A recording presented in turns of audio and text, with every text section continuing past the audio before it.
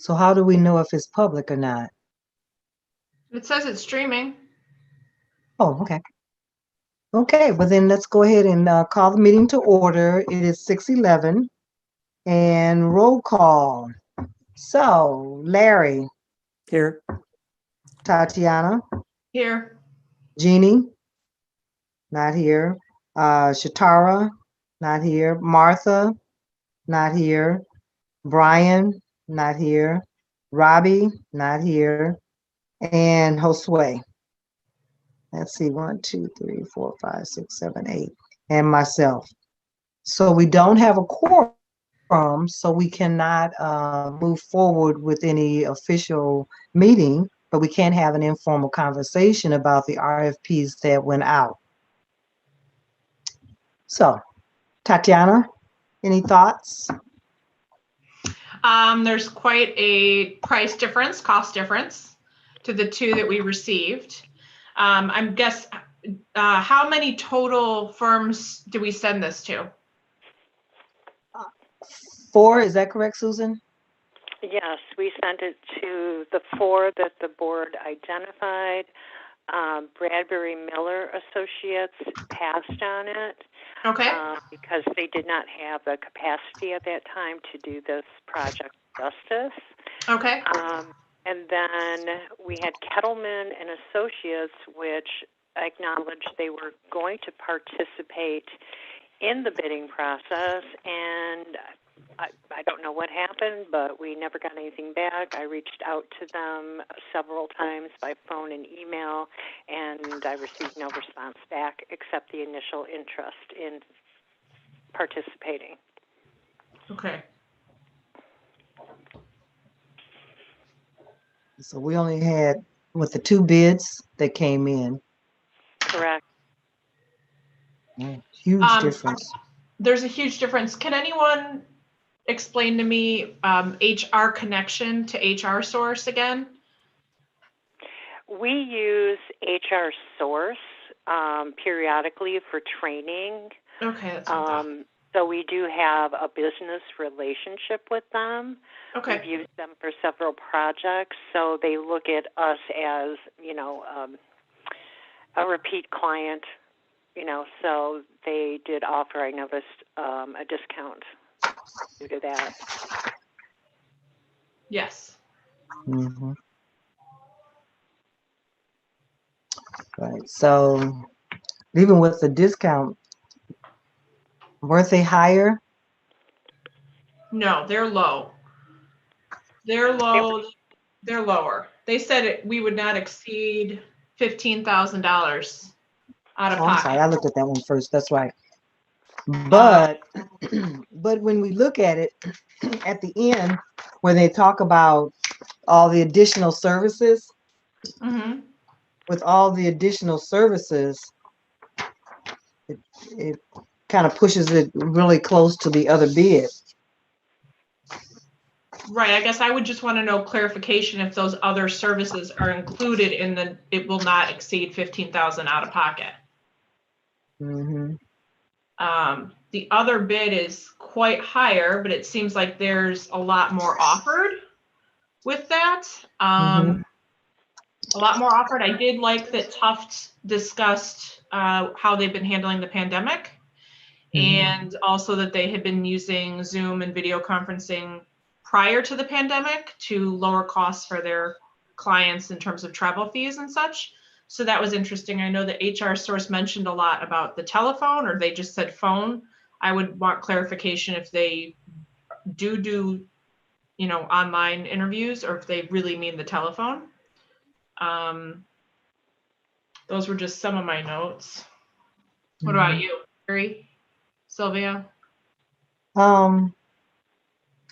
What I found was that definitely Tough. Let me get the right name. Theirs was definitely more comprehensive.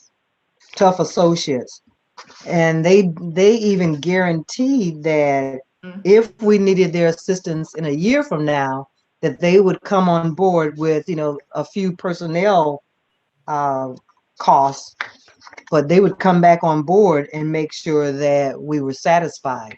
Mm-hmm. they're definitely a lot more, detailed, but it looks like they've been in the business a little bit longer, if I remember correctly.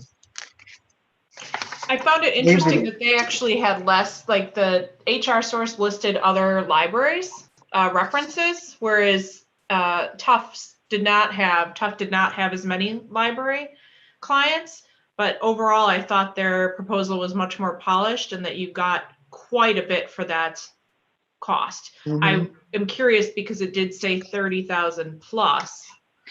Right. You know what that plus, Right. that plus is, but. Mm-hmm. Yeah, I thought that was interesting. I can offer just a thought. Yeah, Yes. please. I'm not going to make any sort of recommendation on either of them, but just sort of two things that leapt out to me is one, remember that in your RFP, you did suggest that you might want interviews with the firms. Yes. It might be worth considering whether or not you would like to have, since we only had two of them, to have them both, make an actual proposal presentation to the board. Maybe you could get some more clarity about some of your questions through that, and also get to meet maybe some of the team that would actually be involved in the search. Mm-hmm. The other thought that I had is a little bit more, I guess it's less technical and it's more just a sort of instinct, having sat through some of these before. Remember that cheap isn't always necessarily the best solution. You are hiring somebody for, a six-figure salary job. You've had a failed search in the last couple of years, and that may have, it's had its complications and implications. So, it might be at least worth considering, whether or not the money aspect is even something that you really want to put at the forefront of this conversation. Because if you find a good executive director who's going to be around for 25 years, are you going to be much happier than if you have to go back out for a search in another 2? So those are just my only two thoughts. I was similarly impressed at the difference between the two proposals, and we only got 2, honestly.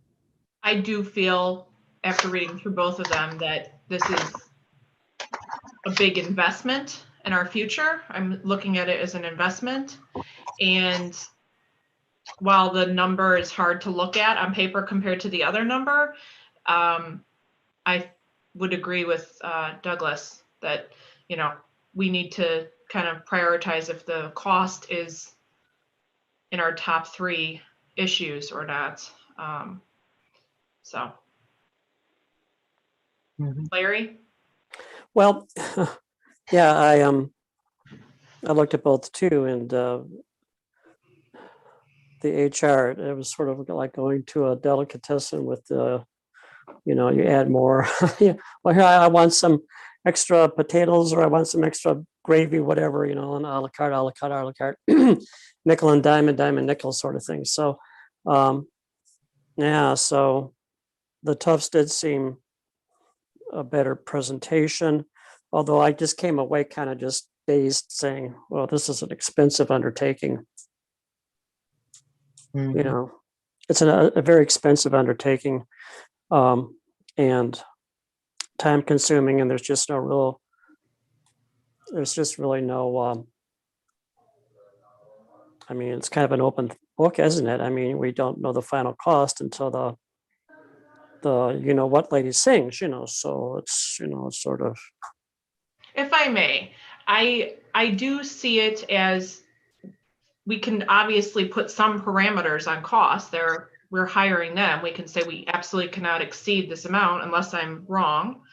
And I feel like they are doing a ton. We cannot even get a quorum tonight.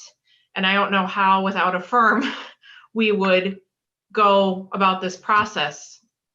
So I do see great value in hiring somebody.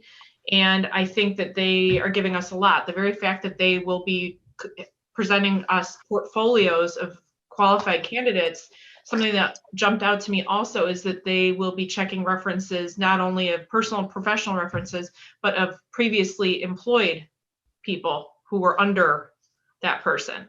And I think with our history, I thought it was really beneficial to have people that have worked under the candidates talk.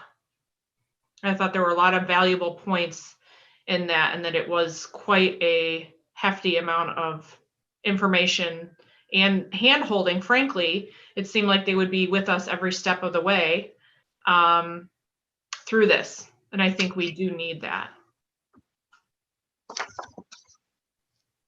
Mhm. And I was looking at the time frame for it. Mm-hmm. You know, let's see, that's cost. But the time frame that they outline, they make it sound so, I mean, HR Source makes it sound really easy to do.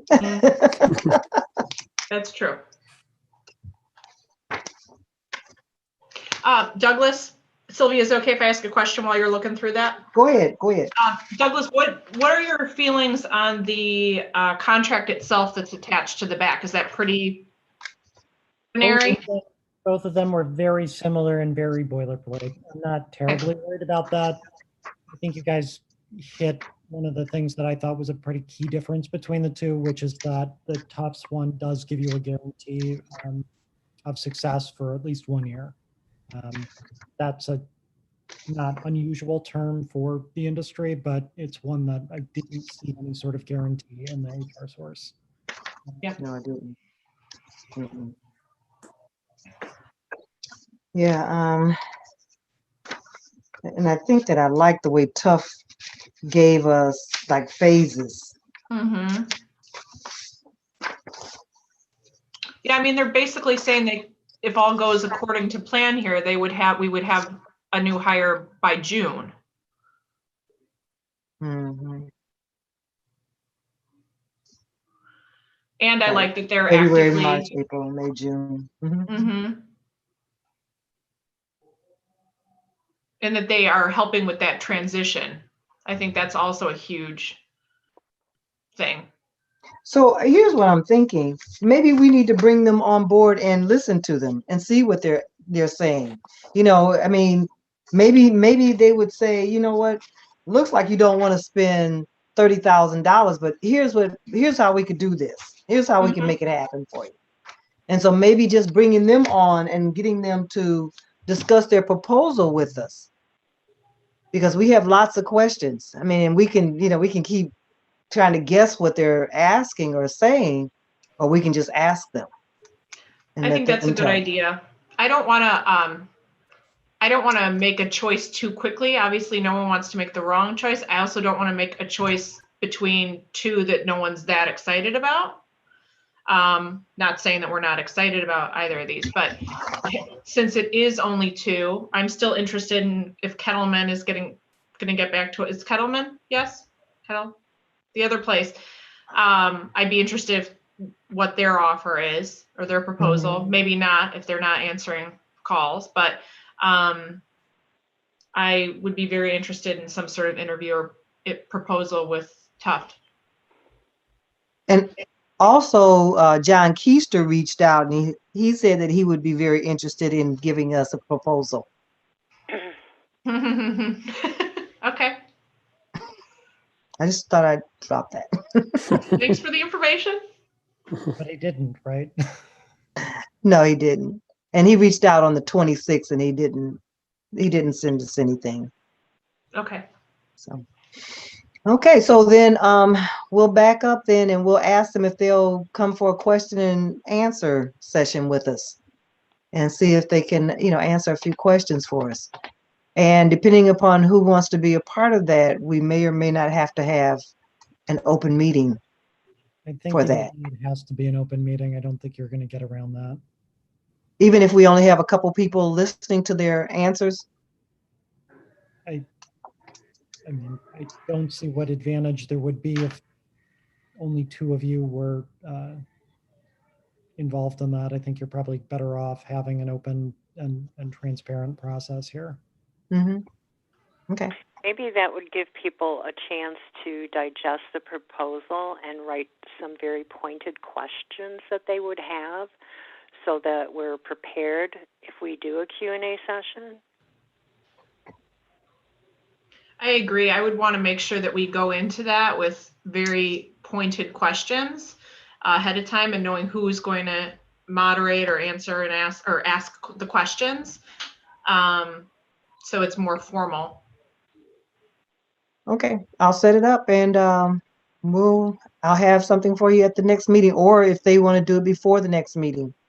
Do you want us to email you questions that we might have? You can. Okay.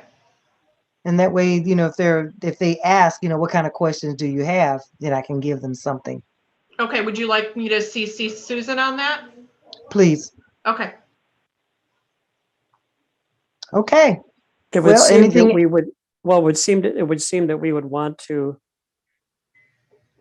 emphasize to our other board members that it's really important. I mean, the more we have of our board input and the more questions we have and involvement, I mean, the better it is. So it's kind of it's not kind of, it would be an important meeting for as many of us to be at, in my humble Okay. opinion. Yeah. Yeah, I think if we can reach out, if people can no longer make this work or commit, like fully commit to being a part of the search, because I really don't want to be in a situation where we're getting presentations and candidates being presented and certain people are just not here and then missing out on that information. So I feel like it's an all-in deal. Right. Okay. Anything else on the RFPs? No, Okay, thank well, you, then- Susan. I was just going to say thanks to Susan for. Yes. Oh, Yes. you're welcome. Okay. Well, if there's nothing else, then a motion to adjourn. Do we need to adjourn? You No. don't even really I need mean, to- we don't have to motion. You don't have Okay. a quorum and that you are adjourned.